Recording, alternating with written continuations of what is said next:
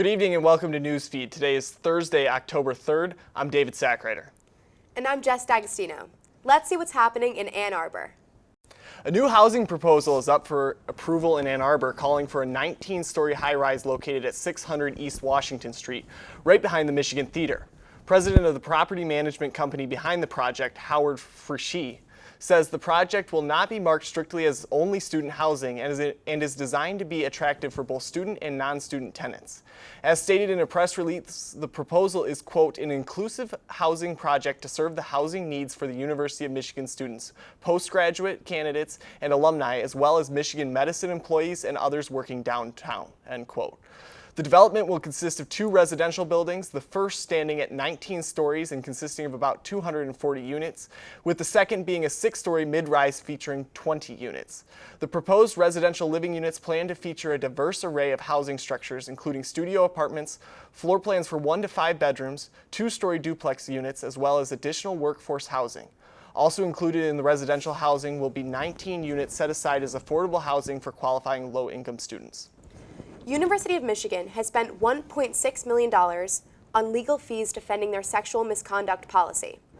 In January 2016, a female freshman made a report to the UM Office of Institutional Equity accusing a senior student of having non-consensual sex with her.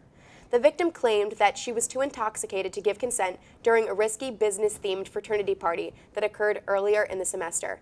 After a 3-month investigation, OIE determined there was a lack of evidence to support that he was aware that his partner was overly intoxicated when the event occurred. The sorority sister appealed the ruling and, without conducting a live hearing or investigation, reversed the initial decision without due process. The university subsequently forced the fraternity brother to withdraw from the university, and he did so on June 27, 2016. The case is still being processed 3 years later, and it has caused investigation on the university's own sexual misconduct policy after the accused student decided to sue the university, claiming that its policies are unconstitutional since the university policy allows for academic consequences to the results of sexual misconduct cases. UM's sexual misconduct policies are geared to protect the victim, which UM is fighting to protect.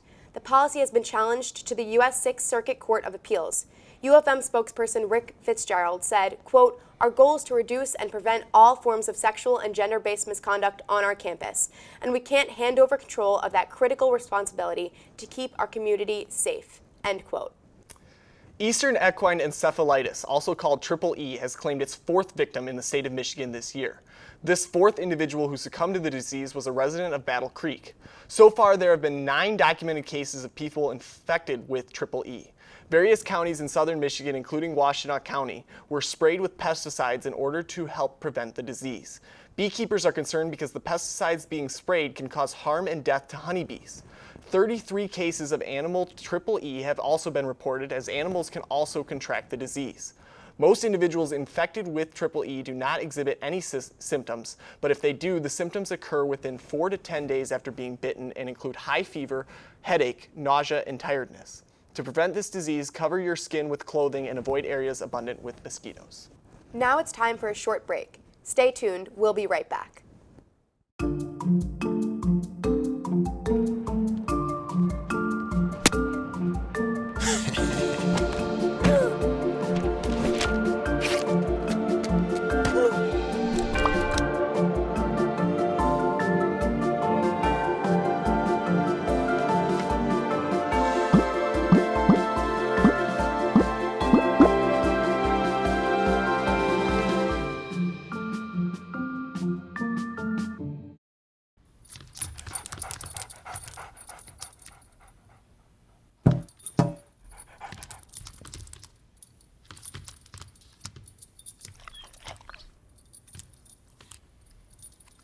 There's a shelter pet who wants to meet you.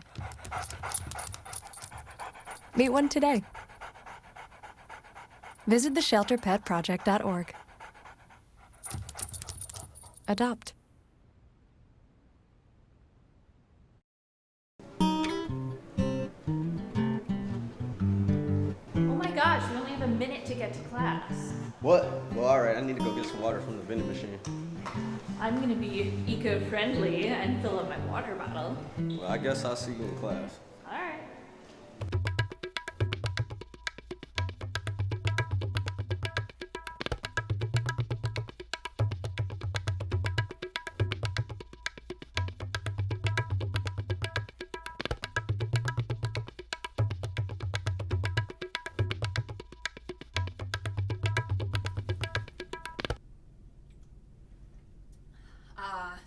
fresh. Ah, come on, I just need to get to class.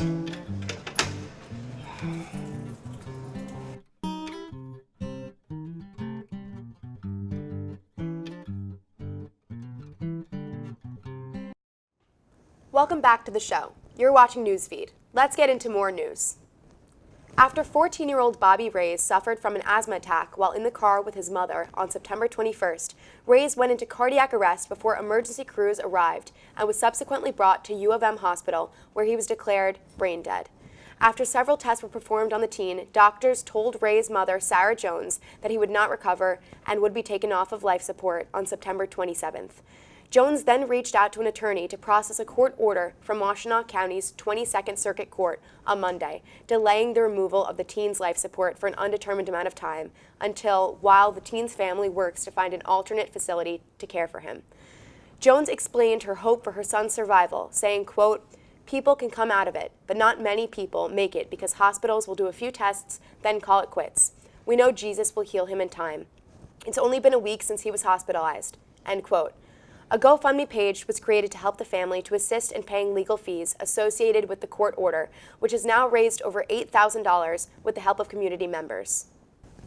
The Ann Arbor Transit Authority, also known as the RIDE, will be holding a series of public forums throughout the month of October, seeking the input of those who use the system. These public opinion sessions will ask for the input about the future of Ann Arbor and Ypsilanti public transportation, including, quote, prioritizing investments for the public transit network in the Ann Arbor Ypsilanti area, end quote. In a press release, Tim Sanderson, the RIDE's deputy CEO of Planning and Innovation, stated, quote, "We want to hear from our customers and community members alike to find out what they need and want from the public transportation system in the Ann Arbor Ypsilanti area," end quote. The forums will be held October 16th at the Ypsilanti District Library, October 23rd at the downtown branch of the Ann Arbor District Library, and October 13th at the Spark East Innovation Center in Ypsilanti. The Ann Arbor Transit Authority will also be holding drop-in information sessions throughout October and early November at the Blake Transit Center and Ypsilanti Transit Center. And now we'll turn it over to Timothy Hardial, who along with producers Angelina Brady and Julia Siegel visited the ballroom dance team this past Thursday night for the team's free beginner dance lessons. Good evening and welcome. This is Timothy Hardial of Wolf TV Newsfeed, and tonight we're here at the Michigan League where the Michigan Ballroom Dance Team is holding their first lessons of the season. So here we have two members of the Michigan Ballroom Dance Team. Please introduce yourselves. My name's Lizzie, and I'm president of Michigan Ballroom. And my name is Jing. I'm the Public Relations Chair. Please tell me a little bit more about the event happening tonight. So we're running a free ballroom dance class tonight, designed for people with no dance experience whatsoever. We're doing this to recruit new members to our team. Typically we recruit 80 to 100 new members every fall semester, most of whom have never danced before. And we run free beginner classes all throughout September. We have 2 professional coaches that teach them on Saturdays, and on the days that we don't have our professional coaches, we have some of our best team members teaching them in the beginner lessons. Can you tell us a little bit more about your organization? Okay, we're an organization of about 150 members total, and we are a competitive team, so we compete all across the Midwest. We're actually 14-time national champions, and we have our professional coaches, Steve and Susan McFerrin, who've been teaching the team for 20 years. They are experts at teaching people how to dance from the very first step, and in 4 or 5 years in undergrad, people can get really, really good. The way our team works, as Lizzie was saying, is that we structure it so that we teach people from the ground up, and over the years, like, people do get really, really good, and by the time you're a senior, you're a pretty good dancer, I would say. This is Timothy Hardial of Wolf TV Newsfeed. Have a good night. Thanks to the Michigan Ballroom Dance Team. We'll be back after a short break. They told me a bottle couldn't dream. That I would never become a superhero.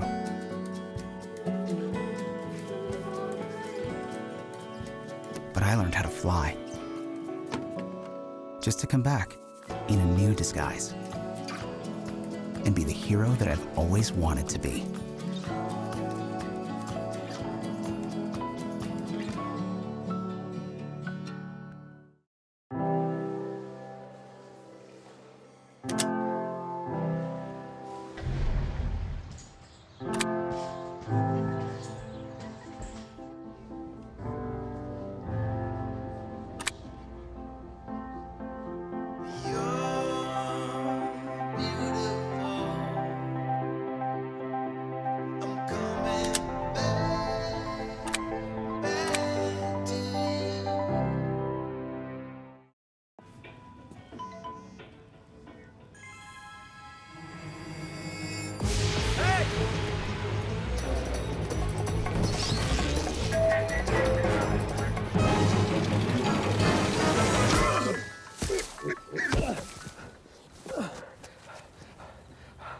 So, same time next week? Well, of course. Put away a few bucks, feel like $1 million. For free tips to help you save, go to Feed the Pig. Welcome back to Newsfeed. Now it's time for some news from around the globe. As of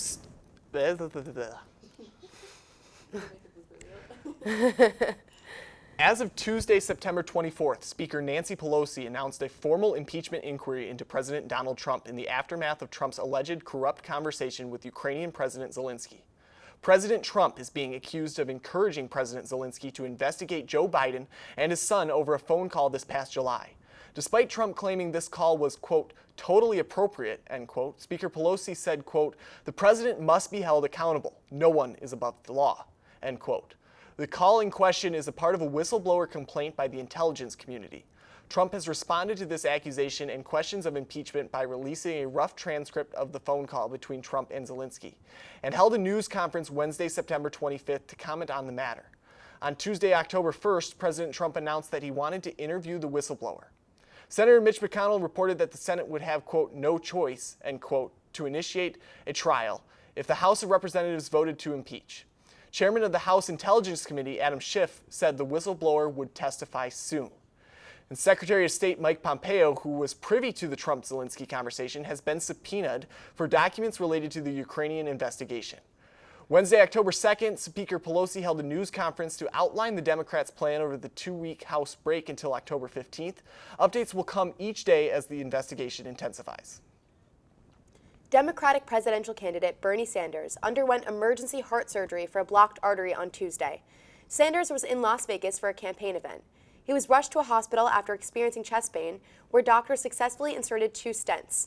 Sanders tweeted to his 8.7 million Twitter followers on Wednesday that he's feeling good and added that, quote, no one should fear going bankrupt if an emergency occurs. Medicare for all, end quote. Sanders' campaign has since canceled events and appearances until further notice. It is currently unclear how large of a setback this will be for the Sanders campaign. A new law was enacted yesterday in Singapore that is intended to combat fake news. The Protection from Online Falsehoods and Manipulation bill makes it illegal for people to advance, quote, false statements of facts, end quote. Under the legislation, government ministers in Singapore can determine whether something is fake news and order for the piece to be taken down or for a correction to be put up next to it. In addition, if an individual is found guilty of spreading false information, they can incur fines of upwards of 100,000 Singapore dollars or 10 years in prison. Proponents of the bill in the Singapore government believe that the bill will help to protect against parties turning people against each other and causing disorder. Yet, human rights groups worry that the legislation will be used to advance political agendas, as according to them, quote, the Singapore government has a long history of calling everything they disagree with as false and misleading, end quote. Well, that's all we have for you tonight. I'm Jess D'Agostino. And I'm David Sackrader. And you've just been Newsfed.